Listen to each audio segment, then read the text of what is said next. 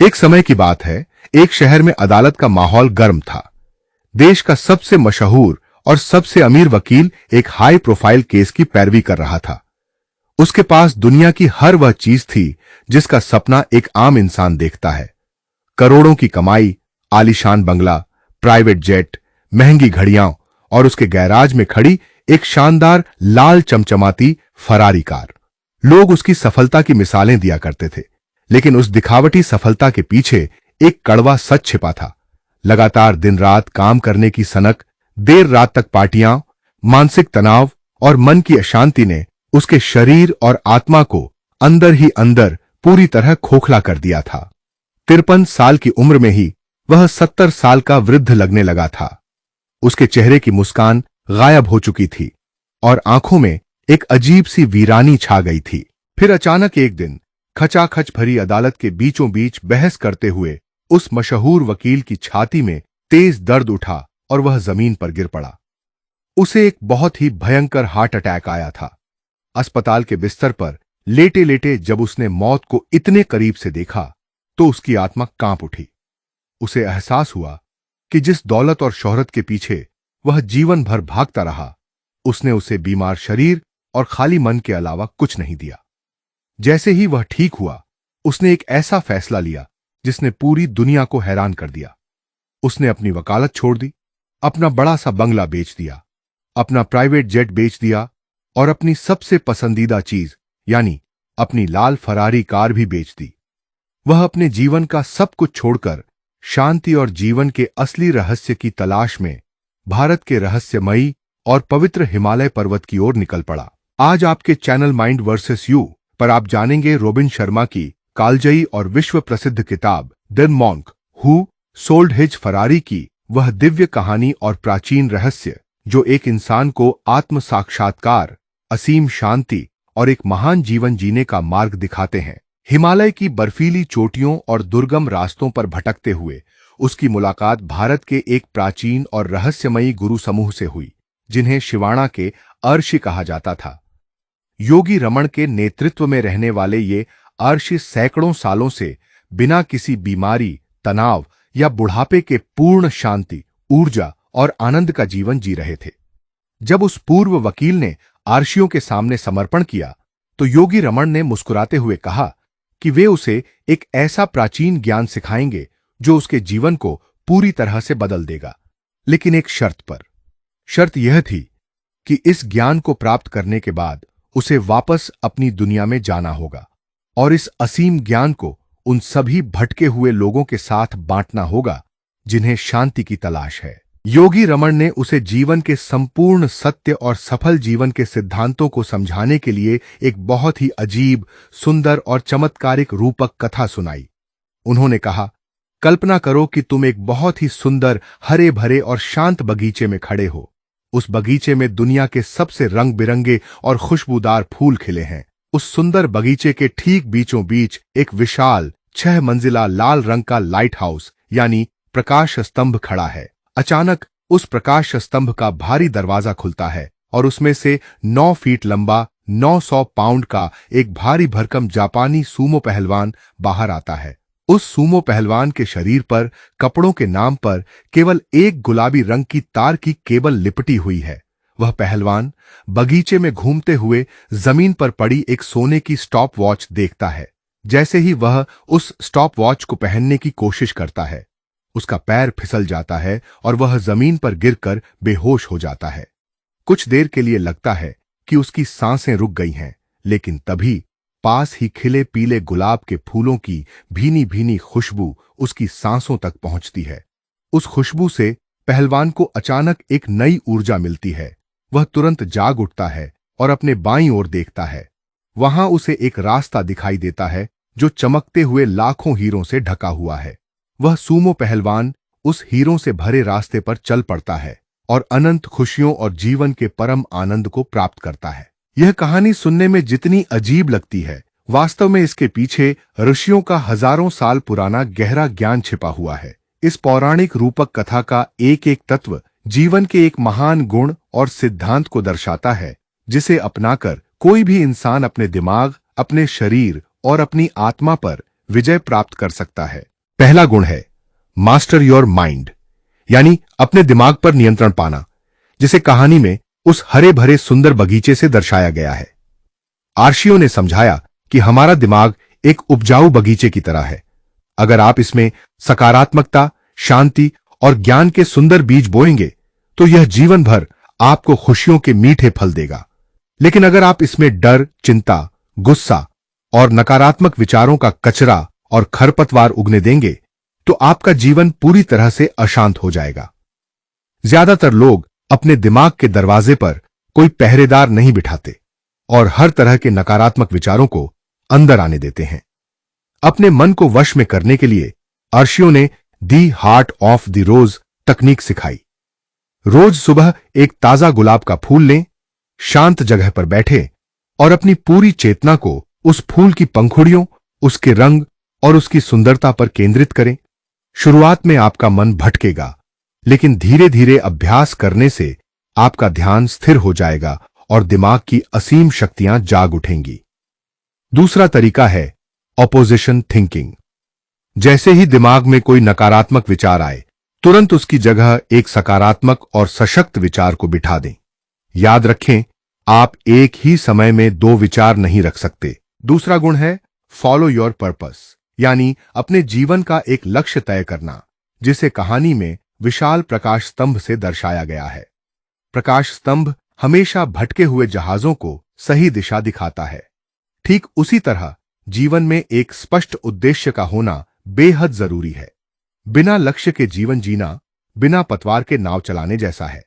आर्शियों का मानना था कि जीवन का असली उद्देश्य अपने जीवन के उद्देश्य को खोजना है। इसके लिए आर्शियों ने 5 चरणों की एक अद्भुत विधि बताई। सबसे पहले अपने लक्ष्य की एक स्पष्ट मानसिक तस्वीर अपने दिमाग में बनाएं। दूसरा, खुद पर एक सकारात्मक दबाव बनाएं, जैसे अपने लक्ष्य के बारे में अपने दोस्तों या प्रियजनों को बता देना, ताकि आप अपनी प्रतिबद्धता से पीछे न हटें। तीसरा, अपने लक्ष्य को पूरा करने के लिए एक निश्चित समय सीमा यानी डेडलाइन तय करें। चौथा, द मैजिक रूल ऑफ 21 को अपनाएं। किसी भी नई आदत या विचार को अपने जीवन का हिस्सा बनाने के लिए लगातार 21 दिनों तक उसका पालन करें। और पांचवां, लक्ष्य तक पहुंचने के इस सफर का आनंद लें, कभी भी तनाव न लें। तीसरा गुण है काइजन, यानी निरंतर और कभी न खत्म होने वाला सुधार, जिसे कहानी के 9 फीट लंबे सूमो पहलवान से दर्शाया गया है। जापानी भाषा में काइजन का अर्थ होता है लगातार खुद को बेहतर बनाना। बाहर की दुनिया में सफलता पाने की शुरुआत हमेशा अपने अंदर से होती है। आर्शियो ने कहा कि अगर आप अपनी शारीरिक, मानसिक और आध्यात्मिक शक्तियों को बढ़ाना चाहते हैं तो आपको नियमित अभ्यास करना होगा। इसके लिए आर्शियो ने रेडियंट लिविंग के 10 नियम बताए। पहला नियम है सॉलिट्यूड, यानी एकांत का नियम, जहां रोजाना कम से कम 15 से 20 मिनट बिल्कुल शांत और अकेले बैठकर आत्मचिंतन किया जाता है। दूसरा, फिजिकलिटी, यानी शरीर को गति देना, योग या व्यायाम करना, क्योंकि स्वस्थ शरीर में ही स्वस्थ मन का वास होता है। तीसरा, लाइव नरिशमेंट, यानी ताजा, प्राकृतिक और शाकाहारी भोजन करना, जिससे शरीर में सात्विक ऊर्जा का संचार होता है। चौथा, इन्फिनिट नॉलेज, यानी जीवन भर अच्छी किताबें पढ़ना और नया ज्ञान सीखते रहना। पांचवां, पर्सनल रिफ्लेक्शन, यानी हर रात सोने से पहले अपने दिन भर के कार्यों का विश्लेषण करना कि आज आपने क्या अच्छा किया और कहां सुधार की गुंजाइश है।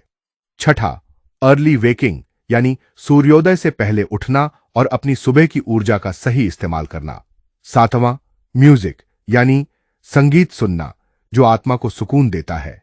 आठवां, स्पोकन वर्ड्स, यानी सकारात्मक मंत्रों और अफर्मेशंस का बार बार उच्चारण करना, जैसे मैं शांत हूं, मैं ऊर्जावान हूं और मैं अपने जीवन का मालिक हूं। नौवां, कॉन्ग्रुएंट कैरेक्टर, यानी अपने सिद्धांतों और नैतिकता पर कायम रहना। और 10वां नियम है सिंपलिसिटी, यानी सादगी का जीवन जीना और बेवजह की इच्छाओं को सीमित करना। चौथा गुण है the power of will power, यानी इच्छा शक्ति का चमत्कार, जिसे सूमो पहलवान द्वारा पहनी गई गुलाबी रंग की वायर केबल यानी तार से दर्शाया गया है। एक अकेला पतला तार बहुत कमजोर होता है, लेकिन जब कई सारे तारों को आपस में लपेटा जाता है तो वह इतना मजबूत केबल बन जाता है जो विशाल जहाजों को भी बांध सकता है। हमारी इच्छा शक्ति और अनुशासन भी बिल्कुल इसी तरह काम करते हैं। जब आप रोज छोटे छोटे अनुशासित कार्य करते हैं, जैसे सुबह जल्दी उठना, आलस को त्यागना या विपरीत परिस्थितियों में भी शांत रहना, तो आपकी विल पावर की डोर धीरे धीरे अटूट बन जाती है। जिस इंसान ने अपने मन और अपनी इच्छा शक्ति पर काबू पा लिया, वह दुनिया के किसी भी मुकाम को हासिल कर सकता है। 5वां गुण है रिस्पेक्ट योर टाइम, यानी अपने समय का आदर करना, जिसे पहलवान के हाथ में गिरी सोने की स्टॉपवॉच से दर्शाया गया है। समय इस ब्रह्मांड की सबसे कीमती और सीमित संपत्ति है। बीता हुआ एक भी पल अरबों रुपए खर्च करके भी वापस नहीं लाया जा सकता। जो इंसान अपने समय की कद्र नहीं करता, समय भी उसकी कद्र नहीं करता। आर्षियों का मानना था कि अपने समय को सही तरीके से मैनेज करने का मतलब है अपने जीवन को मैनेज करना। हर सुबह अपने दिन भर के कामों की प्राथमिकता तय करें। फालतू की चीजों में अपना समय बर्बाद करना बंद करें, क्योंकि जब आप ना कहना सीखते हैं तभी आप अपने जीवन के जरूरी और महान लक्ष्यों को हां कह पाते हैं।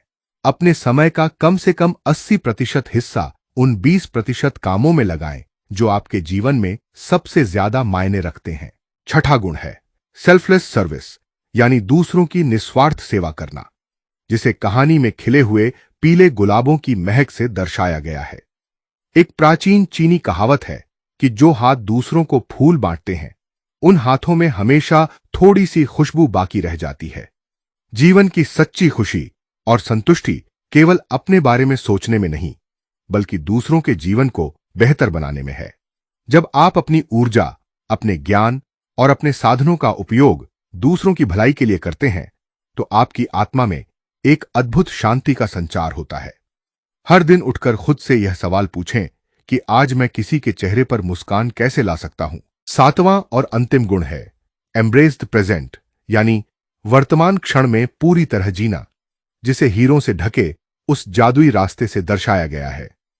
आर्षियों ने समझाया कि सबसे बड़ा हीरा और सबसे बड़ा खजाना यही पल है जिसमें आप अभी सांस ले रहे हैं।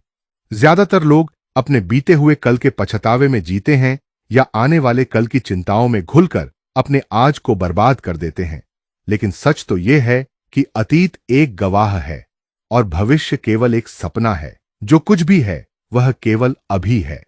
अपने बच्चों की हंसी का आनंद लें, सुबह की धूप को महसूस करें, अपने प्रियजनों के साथ बिताए हर पल को संजोएं और हर दिन को ऐसे जिएं जैसे कि यह आपके जीवन का आखिरी दिन हो। जब उस पूर्व वकील ने इन 7 प्राचीन दिव्य गुणों और आशयों के ज्ञान को पूरी तरह अपने जीवन में उतार लिया, तो उसका पूरा अस्तित्व बदल गया। उसकी काया कल्प हो गई, उसके चेहरे पर एक दिव्य चमक आ गई, उसकी आंखों में गहरी शांति झलकने लगी और उसके शरीर में एक असीम ऊर्जा दौड़ने लगी। वह अब कोई तनावग्रस्त या बीमार व्यक्ति नहीं था, वह एक प्रबुद्ध संत बन चुका था जिसने अपने आंतरिक साम्राज्य को जीत लिया था। आर्षियों से विदा लेकर वह वापस अपनी पुरानी दुनिया में लौटा, जहां उसने अपने पुराने साथियों और भटके हुए लोगों को यह महान ज्ञान बांटना शुरू किया। दोस्तों, उस मशहूर वकील की यह कहानी केवल एक व्यक्ति की कहानी नहीं है। यह हम में से हर उस इंसान की कहानी है जो सफलता की इस अंधी दौड़ में अपनी शांति, अपनी सेहत और अपनी आत्मा को खोता जा रहा है। याद रखिए, असली सफलता यह नहीं है कि आपके पास कितनी गाड़ियां हैं या आपके बैंक अकाउंट में कितना पैसा है। असली सफलता यह है कि आप अपने मन के कितने बड़े मालिक हैं, आपकी सेहत कैसी है और आपके दिल में कितनी शांति है। यह युद्ध आपके बाहरी माहौल का नहीं है, यह युद्ध है माइंड वर्सेस यू, आपके अपने दिमाग और आपकी इच्छा शक्ति का। अगर आप आज से ही अपने मन के बगीचे में सकारात्मकता के बीज बोना शुरू कर देंगे, अपने समय की कद्र करेंगे, अनुशासित रहेंगे और वर्तमान क्षण में जीना सीख जाएंगे, तो दुनिया की कोई भी ताकत आपको एक खुशहाल और महान जीवन जीने से नहीं रोक सकती। अगर the monk who sold his Ferrari का यह ज्ञान आपके दिल तक पहुंचा हो और इसने आपके अंदर बदलाव की एक छोटी सी चिंगारी भी जगाई हो, तो इस वीडियो को अपने उन सभी दोस्तों और परिवार के सदस्यों के साथ जरूर शेयर करें जिन्हें आज शांति और मार्गदर्शन की जरूरत है। कमेंट करके हमें जरूर बताएं कि इस कहानी का कौन सा सिद्धांत आपको सबसे ज्यादा पसंद आया। आपके अपने चैनल माइंड वर्सेस यू को अभी सब्सक्राइब करें, बेल आइकन दबाएं और इस वीडियो को लाइक करना बिल्कुल ना भूलें। अपने मन को जीतें, अपने जीवन के मालिक बने। धन्यवाद।